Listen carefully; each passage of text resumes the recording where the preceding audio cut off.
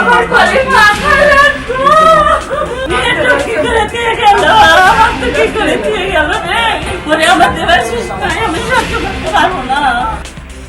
কলকাতায় হোটেলে অগ্নিকাণ্ডে ৬ বাংলাদেশি সহ নিহত ৯।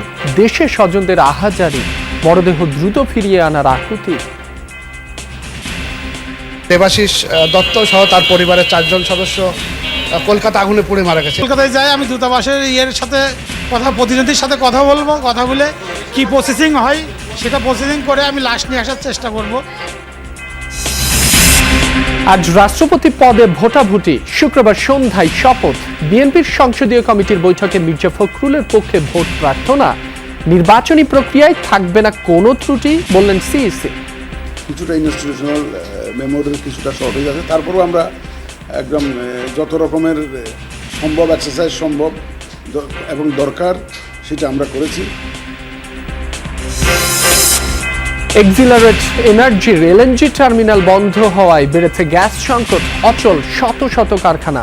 স্পট মার্কেট থেকে 14 কার্গো এলএনজি কেনায় নীতিগত অনুমোদন।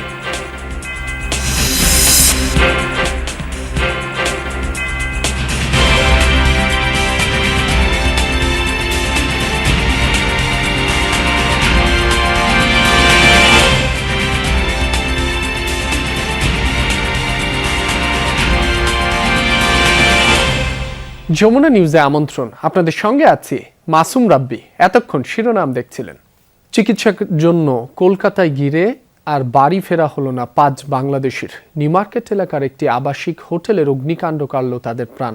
দুর্ঘটনায় এখন পর্যন্ত 9 জনের মৃত্যু হয়েছে। প্রাথমিকভাবে স্থানীয়রা নিহতদের মধ্যে 8 বাংলাদেশি রয়েছে বলে জানালেও এখন পর্যন্ত 6 বাংলাদেশির পরিচয় মিলেছে।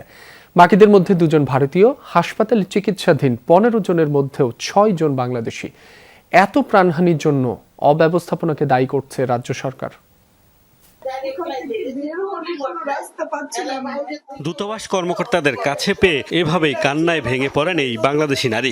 কলকাতার হোটেল শিখাইনের অগ্নিকাণ্ড থেকে কোন রকমে বেঁচে ফেরাদের একজন তিনি। বর্ণনা করছিলেন ঘটনার ভয়াবহতা। ওদেরকে ডেকে উঠেছি, ভাই তোমরা উঠো, এখানে তো আগুন লাগছে, সবাই আমরা তো বাঁচতে পারতেছি না, তো আমার ছেলেটাকে বাঁচাও, আমার খালাটাকে বাঁচাও, মানে এভাবে চিৎকার পাচ্ছে। তখন ওই ফায়ার সার্ভিসের লোকেরা শুনতে পাচ্ছে, ওখানে বসা ছিল, তো ওনারা যদি না আসতো আমরা ওখান থেকে বেরোতে পারতাম না। নিউ মার্কেটের কাছে মির্জা গালিব স্ট্রিটের এই হোটেলে আগুন লাগে বুধবার গভীর রাতে।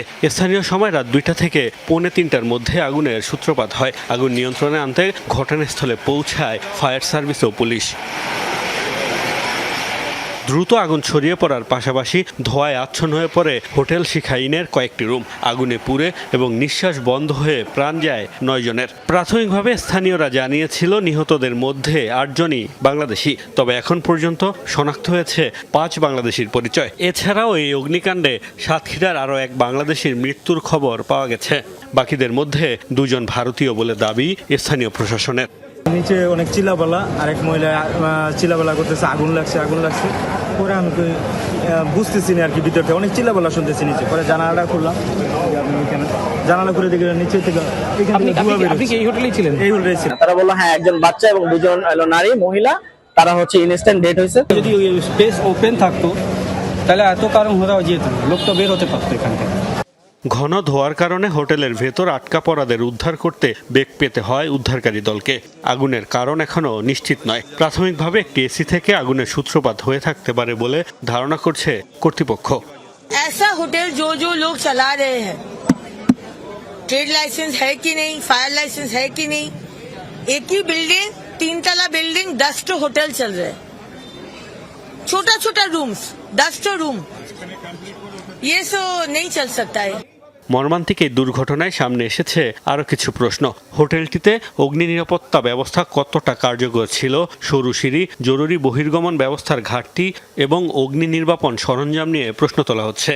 এটাই হয়ে রয়েছে সারা কলকাতা শহরে এবং শহরতলিতে, যেখানেই ঘিঞ্জি এলাকা সেখানে এই ধরনের ঘটনা ঘটছে।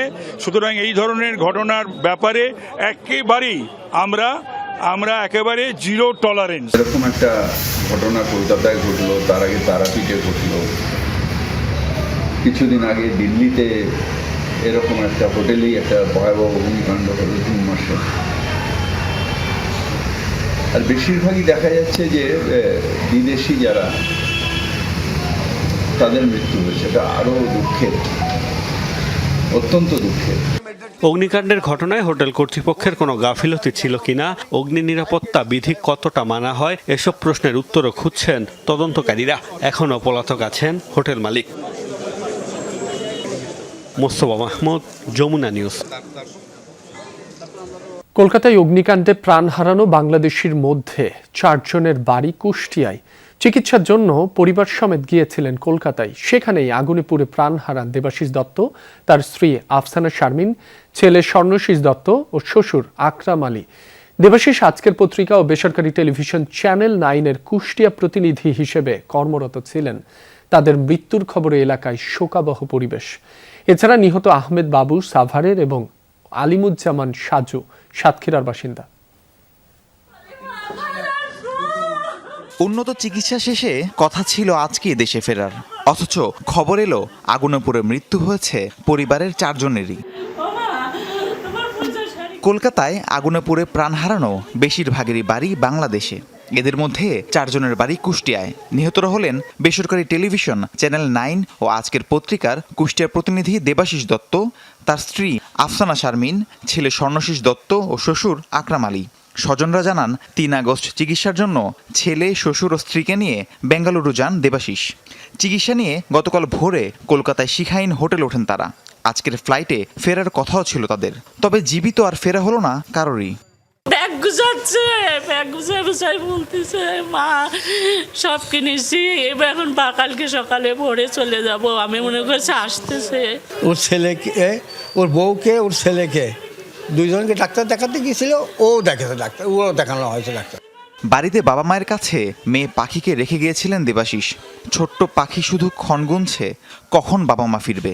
দেবাশিসের সহকর্মীরাও তাকে হারানোর শোক সইতে পারছেন না। কেউ স্তব্ধ হয়ে দেখছেন তার ছবি, কেউ ভেঙে পড়েছেন কান্নায়। ওদের সাথে আমার ব্যাঙ্গালোরে দেখা হয়েছে, কলকাতায় আমার দেখা হয় নাই। কারণ কি আমি 2 দিন আগে আসছি, ওরা 2 দিন পরে কলকাতায় আসছে। ভুলে গেল আসিফ, তোমার কাছে চ্যানেল 9-এর লোগোটা দিয়ে গেলাম। তুমি যে নিউজ হয় সব নিউজ ধরে ধরে অফিসে পাঠাবা, তোমার নম্বর অফিসে দিয়ে দিছি, তোমাকে ফোন দিবে নে। আমি আজকে কি নিউজ পাঠাবো, আমার দাদা আছে আর নাই। এদিকে অগ্নিকাণ্ডে নিহত আহমেদ বাবু সাভার আমিনবাজারের বাসিন্দা। কলকাতায় বাংলাদেশ উপহাই কমিশনারের পক্ষ থেকে দুর্ঘটনায় হতাহতের পরিবারের সঙ্গে যোগাযোগের জন্য চালু করা হয়েছে সার্বক্ষণিক হটলাইন নম্বর। রাহিম সারোয়ার, যমুনা নিউজ। কলকাতার হোটেলে অগ্নিকাণ্ডে নিহত শনাক্ত বাংলাদেশিদের মরদেহ দ্রুত দেশে ফিরিয়ে আনা হবে বলে জানিয়েছেন পররাষ্ট্র প্রতিমন্ত্রী শামা ওবায়দ। বলেন, নিহতের পরিবার চাইলে খরচ বহন করবে সরকার। আমরা দ্রুততর সময়ে, কারণ শনাক্ত শেষ হলে এবং সব ফর্মালিটিস কমপ্লিট হলে দ্রুততম সময় আমাদের এই মরদেহগুলো আমরা যেন বাংলাদেশে ফিরিয়ে আনতে পারি, সে কাজটা আমাদের কলকাতার মিশন সেই কাজটা করছে। রাষ্ট্রপতি নির্বাচনে অভ্যস্ত না হলেও এবারের নির্বাচনে ইসি কোনো ঘাটতি রাখবে না বলে জানিয়েছেন সিইসি এএমএম নাসির উদ্দিন। নির্বাচনটি হাই প্রোফাইল বলেও মন্তব্য করেন তিনি। রাষ্ট্রপতি নির্বাচনের আগের দিন নিজ কার্যালয়ে সাংবাদিকদের এসব কথা জানান সিইসি। রাষ্ট্রপতি নির্বাচনের ব্যাপারে বিস্তারিত তুলে ধরেন তিনি, আলোচনা করেন বিভিন্ন আইনি দিক নিয়েও। সিইসি জানান, নির্বাচনী কর্তার উপস্থিতিতে জাতীয় সংসদের ভেতর কোনো ধরনের প্রচারণা চালানো যাবে না। দেশের 23তম রাষ্ট্রপতি নির্বাচনের দিকে বিশ্ববাসী তাকিয়ে আছে, এমন মন্তব্যও করেন নাসির উদ্দিন। লাইভ টেলিকাস্ট করার একটা সিদ্ধান্ত ওনারা স্পিকার মহোদয়ের নেতৃত্বে যে সভা হয়েছে ওনারা নিয়েছেন। এটা লাইভ টেলিকাস্ট করবে প্রথম দিকে। ওনারা যখন ভোটটা দিবেন, প্রেসিডেন্ট, মাননীয় মহামান্য রাষ্ট্রপতি ভোট দিবেন, মাননীয় প্রধানমন্ত্রী ভোট দিবেন, এই জিনিসগুলো লাইভ টেলিকাস্ট করবে। রাষ্ট্রপতি ভোটের মধ্য দিয়ে ইতিহাসের মাহেন্দ্রক্ষণ ও গণতান্ত্রিক নতুন যাত্রা শুরু হবে বলে মন্তব্য করেন চিফ হুইপ মোহাম্মদ নুরুল ইসলাম মনি। বুধবার বিকেলে সংসদীয় কমিটির সভা শেষে এ কথা বলেন তিনি। চিফ হুইপ জানান, সরকার ও বিরোধী দল মিলে গণতন্ত্রকে স্থায়ী রূপ দিতে চায়। এ সময় তিনি বলেন, মির্জা ফখরুল ইসলাম আলমগীরের পক্ষে ভোট চাওয়া হয়েছে। বৃহস্পতিবার দুপুর 2টা থেকে 5টা পর্যন্ত ভোট গ্রহণ অনুষ্ঠিত হবে এবং 5টা থেকে গণনা শুরু হবে। ভোট গ্রহণ লাইভ সম্প্রচার হবে। 21 আগস্ট সন্ধ্যা 7:30টায় রাষ্ট্রপতির শপথ অনুষ্ঠিত হবে বলে জানান চিফ হুইপ মোহাম্মদ নুরুল ইসলাম মনি। আমরা ভোট হবে, এদেশে মানুষ ভোট কেমনে দেয়, কেমন করে দেয় সেটা আবার প্রত্যক্ষ করবে এবং মানুষের মনোজগৎ তৈরি হবে নতুন করে ভোটের প্রতি। সেই প্রত্যাশা করে আগামীকাল ইনশাআল্লাহ আমরা রাষ্ট্রপতি নির্বাচিত করতে পারবো। রাজধানী সহ আশপাশের জেলায় গ্যাস সংকটে ভোগান্তি কাটেনি। সার কারখানায় অগ্রাধিকার ভিত্তিতে গ্যাস দেয়ায় 2 দিন ধরে নরসিংদীতে আবাসিক ও বাণিজ্যিক সংযোগে সরবরাহ বন্ধ রয়েছে। চরম দুর্ভোগে গ্রাহকরা। গ্যাস সংকটে থমকে গেছে শিল্পের চাকা। নরসিংদীতে অচল শত শত কারখানা। তিতাস কর্তৃপক্ষ জানিয়েছে, ঘোড়াশাল পলাশ সার কারখানা চালু রাখতে অগ্রাধিকার ভিত্তিতে গ্যাস দেয়া হচ্ছে, ফলে গ্যাস মিলছে না আবাসিক বাণিজ্যিক সংযোগে। এমনিতেই মাসখানেক ধরে তীব্র গ্যাস সংকটে জেলার অনেক কারখানা বন্ধ হয়ে আছে। এর ওপর সোমবার দুপুর থেকে সরবরাহ পুরোপুরি বন্ধ রাখায় চরম বিপাকে পড়েছেন শিল্প উদ্যোক্তারা। জীবিকা নিয়ে দুশ্চিন্তায় শ্রমিকরা। এছাড়া গাজীপুর, নারায়ণগঞ্জ ও সাভারের শিল্পাঞ্চলেও কাঙ্ক্ষিত গ্যাসের চাপ না থাকায় ব্যাহত হচ্ছে উৎপাদন। চট্টগ্রামেও ভোগান্তিতে আছেন গ্রাহকরা।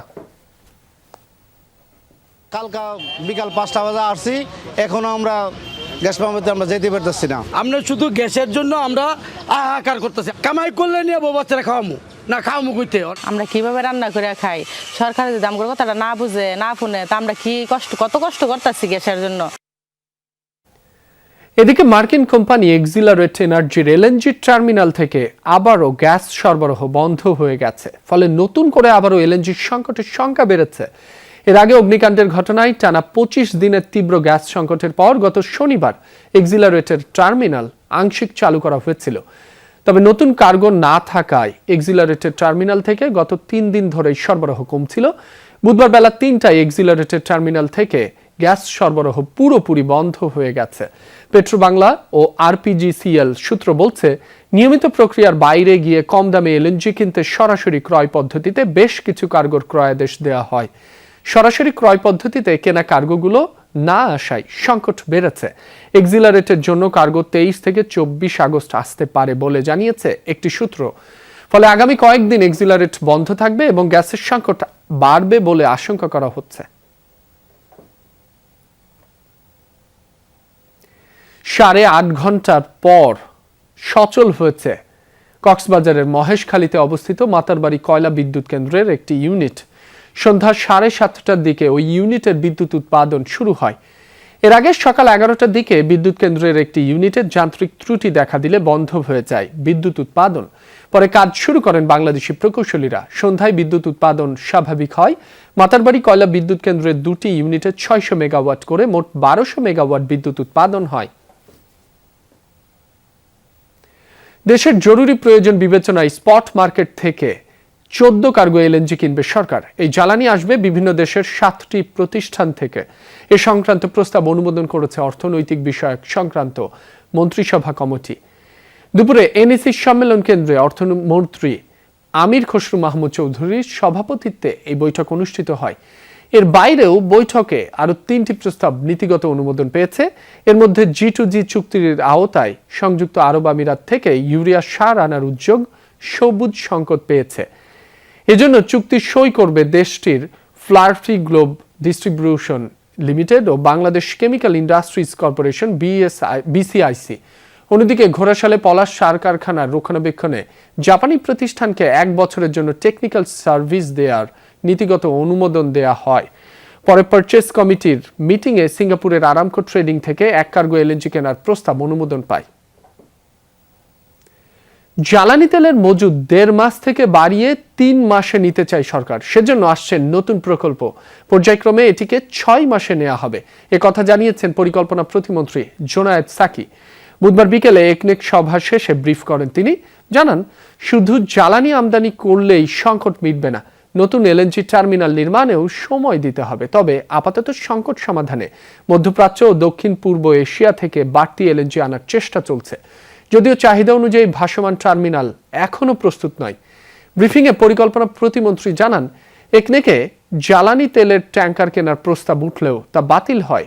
একনেকে সবশেষ প্রধানমন্ত্রীর চীন সফরে 4টি জাহাজ কেনার ব্যাপারে সমঝোতার কথা জানানো হয়। এ সময় বিভিন্ন মন্ত্রণালয়ে একই ধাঁচের প্রকল্প আনা নিয়ে প্রশ্নের জবাবে প্রতিমন্ত্রী জানান, গুচ্ছ হিসেবে সব উদ্যোগকে এক করার চেষ্টা চলছে। এ সময় সরকারের নতুন 5-year স্ট্র্যাটেজিক ফ্রেমওয়ার্কের আনুষ্ঠানিক উদ্বোধন সম্পর্কে জানায় সাধারণ অর্থনীতি বিভাগ।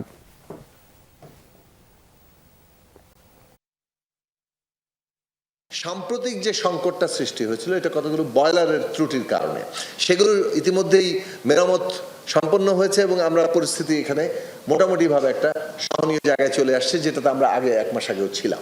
আমাদের যে আপৎকালীন মজুদ সেটা 1.5 মাস ছিল তেলের মধ্যে, সেটাকে 3 মাসে নেওয়ার জন্য ইতিমধ্যে প্রকল্প নেওয়া হয়েছে। হাম নিয়ে উদ্বেগজনক চিত্র ফুটে উঠেছে বাংলাদেশ শিশু হাসপাতাল ও ICDDRBর গবেষণায়। হামে আক্রান্ত 354 শিশুর ওপর চালানো গবেষণার রিপোর্টে দেখা যায় এদের 43%-ই বয়স 3 থেকে 9 মাস। আক্রান্ত শিশুদের 38%ই জন্মের প্রথম 6 মাস মায়ের দুধ পায়নি। মারা যাওয়া শিশুদের 82%ই পরিপূর্ণ বুকের দুধ থেকে বঞ্চিত ছিল। এছাড়া আক্রান্ত 65% শিশুই অপুষ্টিতে ভুগছে। বাংলাদেশ শিশু হাসপাতালে রিপোর্ট প্রকাশ অনুষ্ঠানে স্বাস্থ্য প্রতিমন্ত্রী বলেন, টিকা না দেওয়ার সামান্য ভুলেই দেশ সংকটে পড়ে গেছে। শিশুদের জীবন বাঁচাতে টিকা দেওয়ার কোনো বিকল্প নেই। 15 মার্চের পর থেকে গত 156 দিনে হাম ও উপসর্গ নিয়ে প্রাণ গেছে 918 জনের। প্রতিদিন গড়ে প্রায় 6 জন মানুষের প্রাণ কেড়ে নিয়েছে হাম। বিশেষজ্ঞদের মতে সংকট কাটিয়ে উঠতে টিকাদান সম্প্রসারণ এবং মা ও শিশুদের পুষ্টির দিকে বিশেষভাবে নজর দিতে হবে। ঢাকা মেডিকেল কলেজ হাসপাতালে চিকিৎসকের ওপর হামলার ঘটনায় উঠেছে সন্ত্রাসী ডেভিড ইমন গ্রুপের সম্পৃক্ততার অভিযোগ। ডাক্তার মোহাম্মদ আসাদুর রহমানের কাছে $15,000 চাঁদা দাবি করা হয়েছিল। সেই অর্থ না দেয়ায় শান্তিনগরে তার উপর চালানো হয় হামলা। এখনো থামেনি হুমকি ধমকি। এ ঘটনায় ক্ষোভে ফুঁসছে চিকিৎসক সমাজ। 17 আগস্ট রোগী দেখেই বেরিয়েছিলেন ঢাকা মেডিকেল কলেজ হাসপাতালের নাক, কান, গলা ও হেড নেক সার্জারি বিভাগের প্রধান অধ্যাপক ডাক্তার মোহাম্মদ আসাদুর রহমান। রাত 10:30 নাগাদ শান্তিনগরের পপুলার ডায়াগনস্টিক সেন্টারের সামনে তার উপর চড়াও হয় সন্ত্রাসীরা। এর আগে 6 আগস্ট মোবাইলে তার কাছে $15,000 চাঁদা দাবি করা হয়। 15 আগস্ট পর্যন্ত দেয় আলটিমেটাম, যার 2 দিন পেরোতেই ঘটল হামলা। চিকিৎসকদের নিরাপত্তা নিশ্চিতের পাশাপাশি অপরাধীদের আইনের আওতায় আনার জোরালো দাবি তুলেছে ড্যাব সহ চিকিৎসক সমাজ। এদিকে হামলার সঙ্গে জড়িত থাকার অভিযোগে জীবন নামে এক যুবককে গ্রেফতার করেছে পুলিশ। আমি তাদেরকে জিজ্ঞাসা করছি, ভাই তোমাদের সমস্যা কি কি, আমার একটু বলো, তোমাদের কি অসুবিধাটা বলো। একজন বলতেছে, তুই অমুকের বোনডে ভুল চিকিৎসা করছিস, দরজা খোল। আমি কিছু কার বোন, সেই রুগীটা কোথায়, কার বোন, মানে এখন আর কিছু বলতেছেন না, বলে বলছে দরজা খোলা আগে। দরজা খোলা আগে বলে আমি ড্রাইভারের দরজা খুলতে মানা করছি। তারপর দরজা ড্রাইভার খুলে দিল, খুলে দেওয়ার পর তারা মাস শুরু করল। খুলনায় দুর্বৃত্তদের গুলিতে এক যুবক নিহত হয়েছেন। এ সময় আরো 3 জনকে কুপিয়ে আহত করা হয়। বুধবার সন্ধ্যায় নগরীর লবণচড়া এলাকার 80 বিঘায় এ ঘটনা ঘটে। পুলিশ জানায়, হঠাৎই মঞ্জুরুলকে লক্ষ্য করে গুলি করে দুর্বৃত্তরা। এছাড়া 3 জনকে কুপিয়ে জখম করে পালিয়ে যায় তারা। উদ্ধার করে খুলনা মেডিকেলে নেওয়ার পর চিকিৎসক মঞ্জুরুলকে মৃত ঘোষণা করেন। লবণচড়া থানার ভারপ্রাপ্ত কর্মকর্তা জানান, এলাকার একটি ফাঁকা মাঠে নিয়মিত ফুটবল খেলা হতো। প্রাথমিক ধারণা, ফুটবল খেলাকে কেন্দ্র করে সৃষ্ট বিরোধের জেরে এই হত্যাকাণ্ড হতে পারে। প্রকৃত কারণ জানতে ও জড়িতদের চিহ্নিত করতে কাজ করছে পুলিশ। এদিকে বুধবার রাত 9:30টার দিকে একই এলাকা থেকে নাজমুল ইসলাম নামে আরেক ব্যক্তির মরদেহ উদ্ধার করা হয়েছে।